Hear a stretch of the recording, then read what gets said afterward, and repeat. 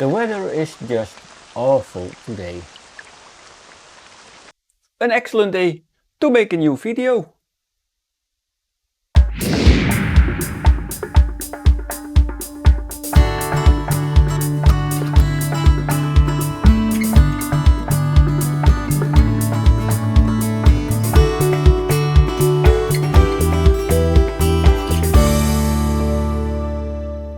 Because of the weather, I didn't feel like going outside, and I spent the day doing some research, going through old files that and notes that I wrote and compiled throughout my more than 40 years of Yijing study. And I found the notes that I wrote for the reissue of my Dutch book, the Yijing Stap voor Stap, which translates as the Yijing Step by Step. And in these files, I found something which I thought, that might be interesting to make a new video about. It's about, apart from Zhang Li's work from the Yuan dynasty, in which he combines the numbers from the Yarrow Stalk method with the trigrams. And as most of you will know by now, that when it comes to trigrams, well, I feel you can't have enough of them. So let's look at what Zhang Li did with these numbers of the Yarrow Stalk method, and I will also show you how you can use his ideas for the coin method and look at a hypothetical practical example. So who are we dealing with? Well, the work that I got this from is from Zhang Li, who lived during the Yuan dynasty, somewhere at the end of the 14th century. Most biographies that discuss his life are quite brief, and here we have a short section from the Yijing dictionary, which mainly talks about people from Yijing related point of view. So this short, extremely short biography mainly tells about the works of Zhang Li and what his interests were. So he seemed to have lived there according to this website. That is where Xinjiang currently is located. That is not what my historical dictionary said. I looked the place where he lived, I looked it up. It's actually the historical dictionary. It's actually, where is it? Well, this part here, that's my historical dictionary. You know, it would be far more easier if I had done it like this. Anyway, that's my historical dictionary. And the historical dictionary point said that the place was somewhere around here. Anyway, that doesn't really matter. If you're really interested in a more detailed biography, you could go to the website from this Yi Institute, which also discusses some issues that there are with the attribution of some of his works. So, but that is in Chinese, and if you are not really able to read Chinese, no problem, because Richard Smith wrote actually a few paragraphs about the works of Zhang Li in his Fathoming the Cosmos and Ordering the World. And he writes about Zhang Li, ironically, at about the same time that Yuan dynasty restored the examination system in 1313 and began to encourage at least a limited Changzhou orthodoxy, that refers to the brothers Changyi and to Zhuxi, Neo-Confucianists, we find a number of works produced by mainstream scholars that devote considerable attention to non-mainstream views of the Yijing. Zhang Li, who lived around 1314, is an example of one such scholar. His Yijing Tusho, an illustrated discussion of the images of the changes, appears in the Arts of Calculation section of the Four Treasuries collection, the Sukuchenshu, rather than in the Classics section. This is the book that we will deal with, the Yijing Tusho from Zhang Li. And the compilers of the Sukuchenshu, they put it in the Arts of Calculation section, so which is more related to things like Bazi, Feng Shui, etc. It has a clear prophetic thrust, and it draws substantially upon Taoist-inspired scholarship, including the alchemical tract known as the Zhaoyi Cantong Qi, ascribed to Wei Bo Yang and discussed briefly in chapter 4 of Fathoming the Cosmos and Ordering the World. If you don't have that book, you should definitely order it, either digitally or on paper. The editors of the Sukuchenshu project liken Zhang's book to a Song Dynasty work titled Yitongbian, Understanding the Transformations of the Changes, written by Zhang Xingcheng. Both studies, they point out, valorize the numerology of Song scholars such as Chen Tuan and Xiaoyong, and both place a heavy emphasis on the interpretation of various diagrams, including, of course, the Getu and the Loshu. Both works also reflect an interest in the Taoist traditions of the Cantong Qi. For these reasons, among others, the Suku editors maintain that both the Yitongbian and the Yijing Tusho, which we will deal with in this video, should be viewed as derivatives of Xiao's Huangji Jingshi Shu. And that is a famous work from Xiaoyong in which he divides history and future of mankind in numerous cycles and connects these two hexagrams of the Yijing. The comparison seems especially apt in the case of the Yijing Tusho, because of its clear preoccupation not only with an understanding of cosmic cycles of destiny, Yuan and Hui, seasonal changes, heavenly bodies and patterns of order and disorder, but also with an appreciation of the relationship between principle, Li, and desire, Yu, the function of ritual and music, and even the drawing of administrative boundaries by the ancient kings. So what Richard is actually saying here is that the work from Zhang Li, and especially the Yijing Tusho, is heavily influenced by Taoist theories and philosophy. And that is actually the main topic of the Yijing Tusho. No, it's some sort, it almost only deals with numbers and yin and yang, and how all these numbers relate to each other. And that's also what Zhang Li does with the Yarrow Stalk method. So, well, this is from this website, which if you're really going to type that over, kudos to you. But anyway, this is the link to a website which briefly explains the contents of the Yijing Tusho, and in this case the Naipian, which is the first section of the Yijing Tusho, and you also have the Waipian, which is the second half of the book. In this, or on this website, Zhang Li is described as a Confucian scholar. Well, that might be the case, but he, looking at his work, it is clear that he is really interested in Taoist philosophy, and especially from the work from Chen Tuan and Xiaoyong. So I'm not sure if he is a really traditional Orthodox Confucian scholar. I don't think so, but that's not really important. So, and this section here describes where you can find the Yijing Tusho in the Zhonghua Daozhang, in volume 17, and etc. etc. Several versions, as well as this Sukuchenshu, they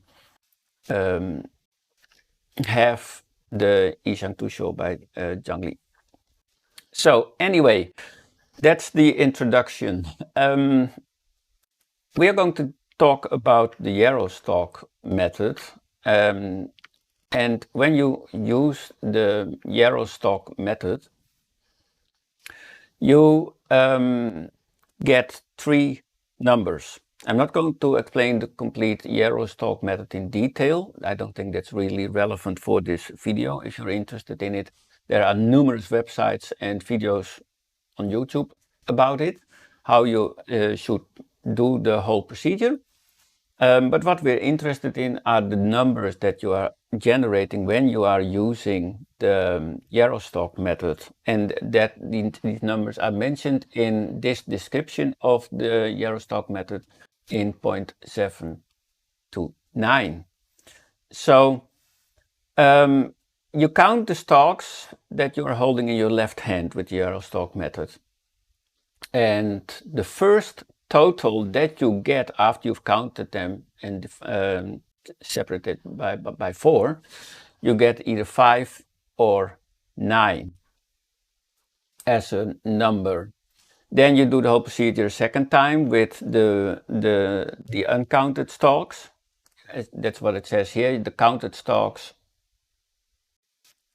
you set these apart, and you gather the uncounted stalks into a new pile. Then you repeat the whole procedure, and what you then get is either 4 or 8 as a result.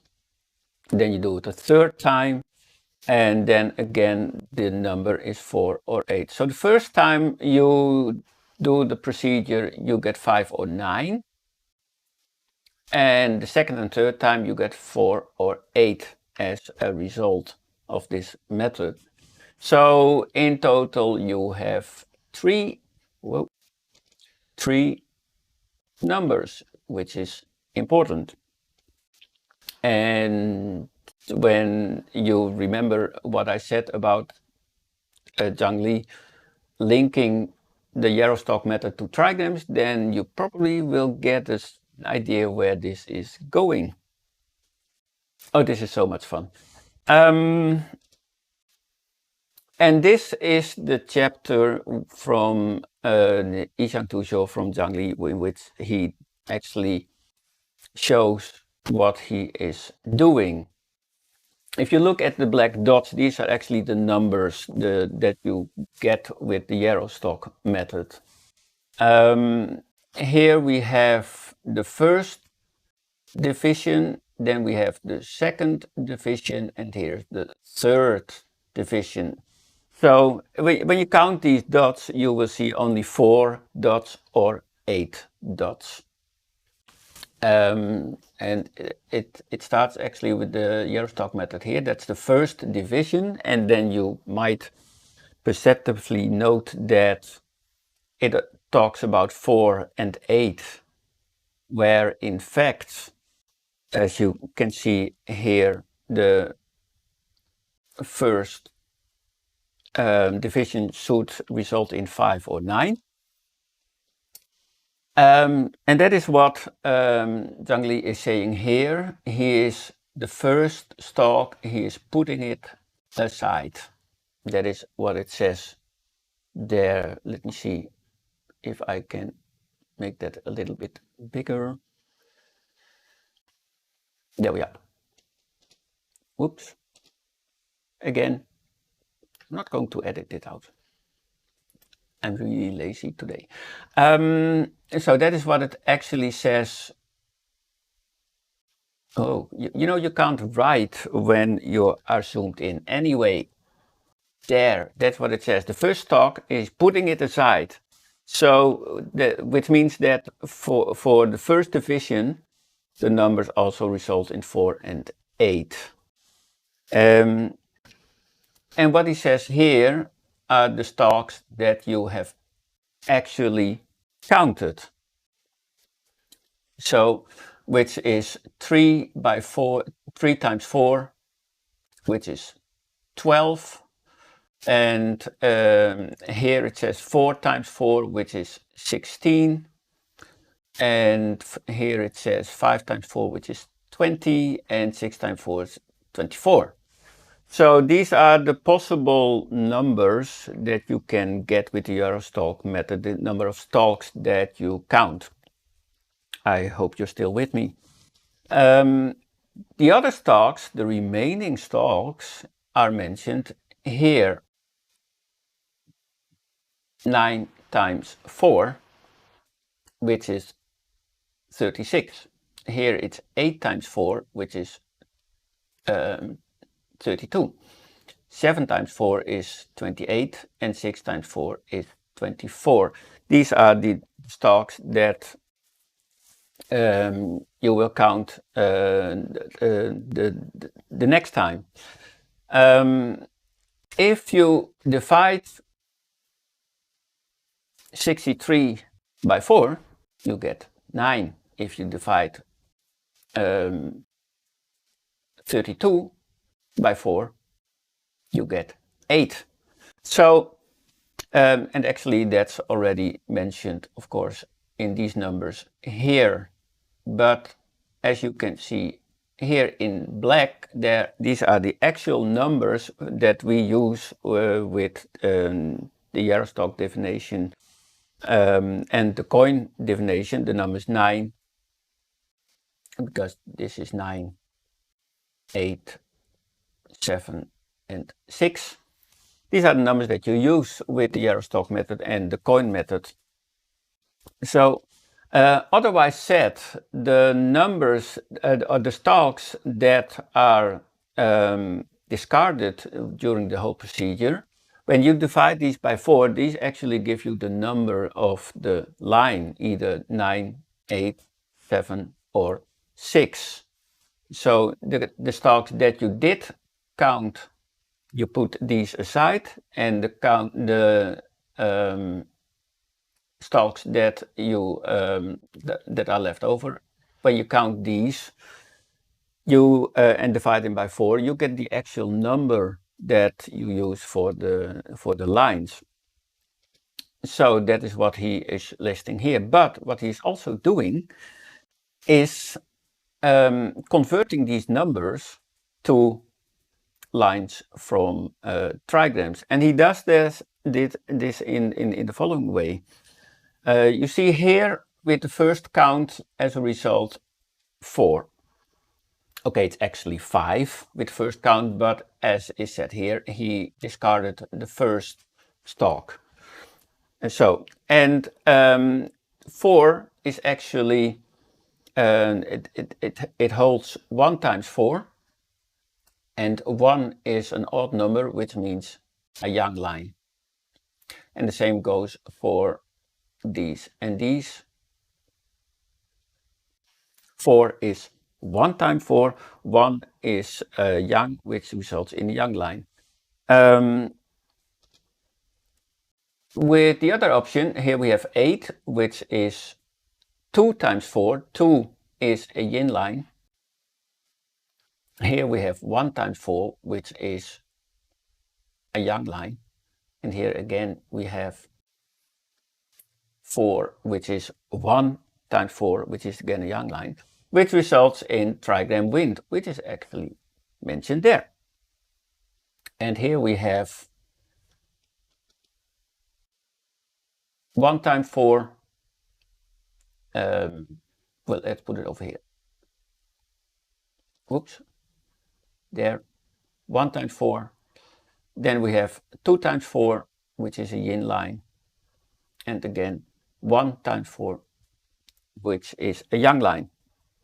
So all these possible combinations in the Yarrow stalk method, he is turning these into trigrams.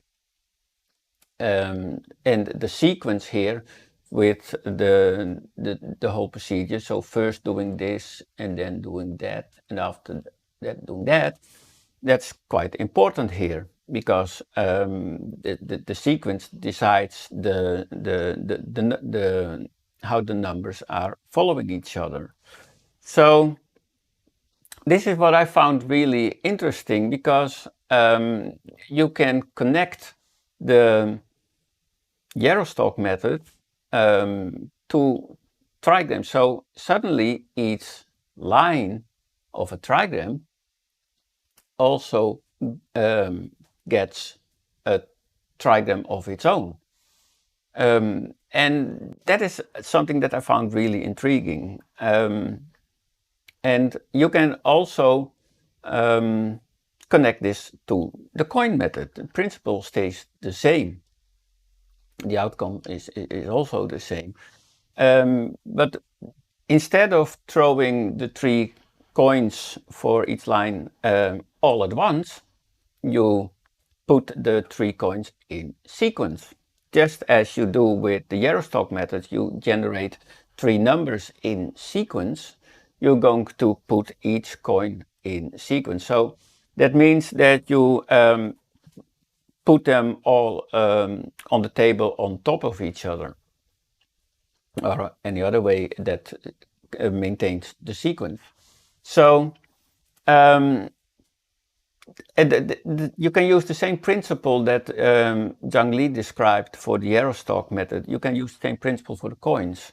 So if the first coin is often head, which has value 3, which is a yang line, and then the second coin is also a 3, which is yang line, and the third coin is 3, which is yang line, then you get trigram heaven. And the same goes for 2, 3, 3, which is yin, yang, yang, which results in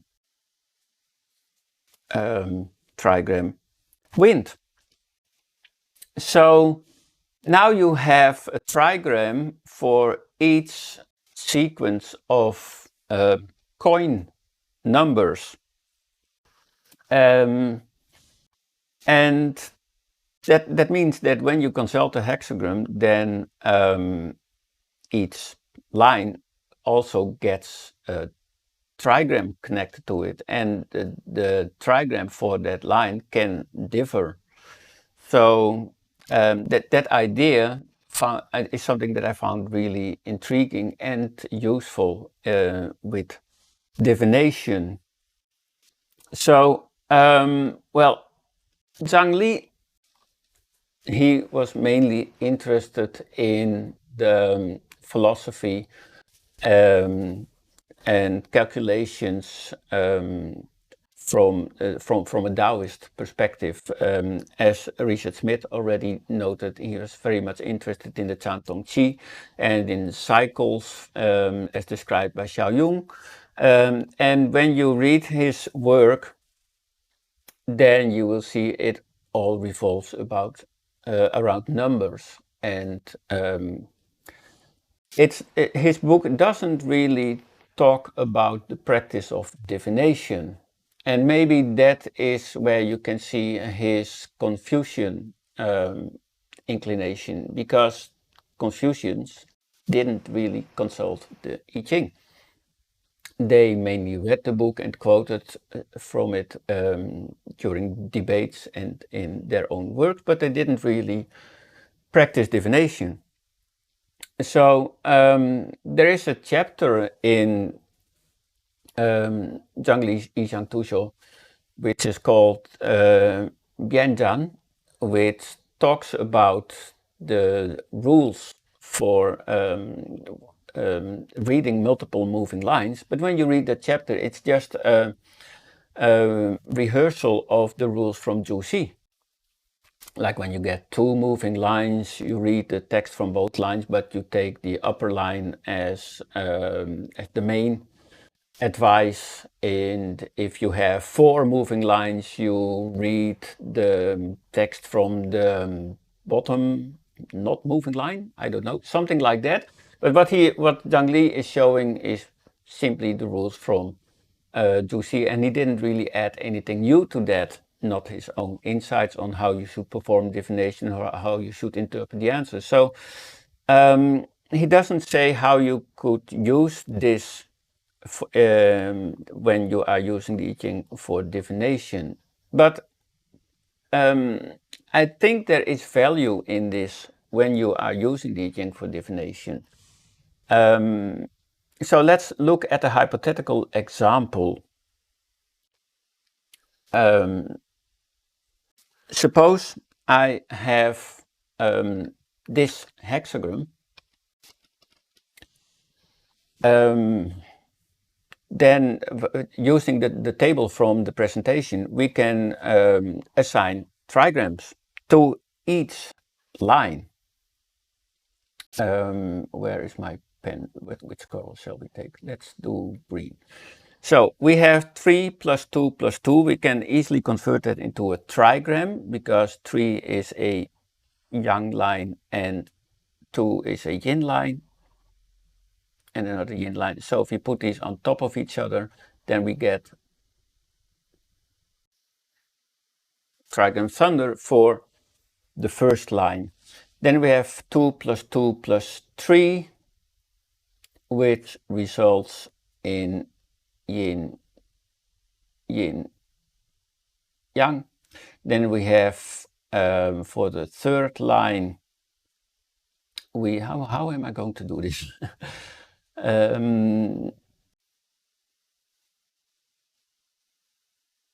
So the third line results in trigram wind, and the fourth line, which is moving, results in trigram heaven, and the fifth line results in 3 plus 3 plus 2, which is yang, yang, yin. And then the last line we have, well, let's put it over here, yin, yang, yang. So suddenly all the six lines have a trigram connected to them. So should you look at all these trigrams? Well, personally, I think no, that would be overkill, that would be too much. But what I'm always interested in are patterns, recurring trigrams. So the fact that the second line has trigram mountain, I don't find that really interesting. And the fact that the third line has trigram wind over there, I don't really find that interesting either. And moving lines, they are always either trigram heaven or trigram earth. That's how it works with this system. However, the non-moving lines, they can have one of the children trigrams.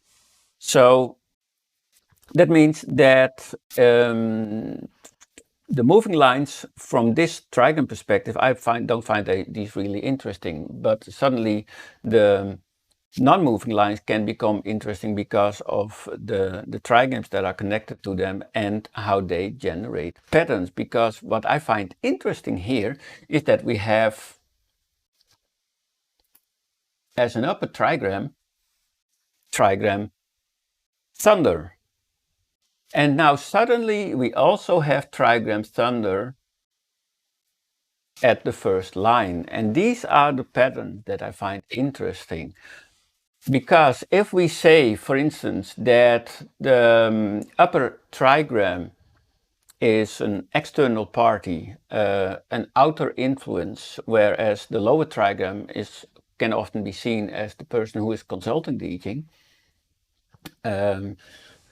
then suddenly we have that same idea, that same external party at the first line, which gives this idea that this other party, represented by trigram thunder, wants to make a new beginning, a new start. He wants to initiate something, which is also something that fits trigram thunder, the image of trigram thunder on its own, but it fits this idea also of the first line of starting over. So this tells you something about what this external party actually wants, or where he is in the whole process. He's at the beginning. What is also interesting is that the fifth line is this trigram lake. And we have lake here as the lower trigram. So now we have trigram lake at the position of the king. And which might say something that as the other party in this whole configuration, you should take the lead. If you are trigram lake, you are consulting the Yijing, and you put yourself at the position of the lower trigram, which means you are lake. Then now suddenly we have this trigram lake at the fifth position. So when these kind of patterns occur, that is where I find this system really interesting and relevant. I wouldn't look at each trigram from each line. I think that would be a little bit too much. But when you see these reoccurring trigrams, I think this system can be, well, helpful. It will never replace all the other information that you gather from the hexagram and from the text of the Yijing, but it can be an interesting addition, I think. So that is what I was working on today in this lousy weather. I hope you were able to follow what I described in this video. If you have questions, just leave them in the comments. And well, I hope you found this interesting, and I hope you also find some value in it for your own practice of divination. And wishing you all a pleasant and sunny day. Thank you. Bye.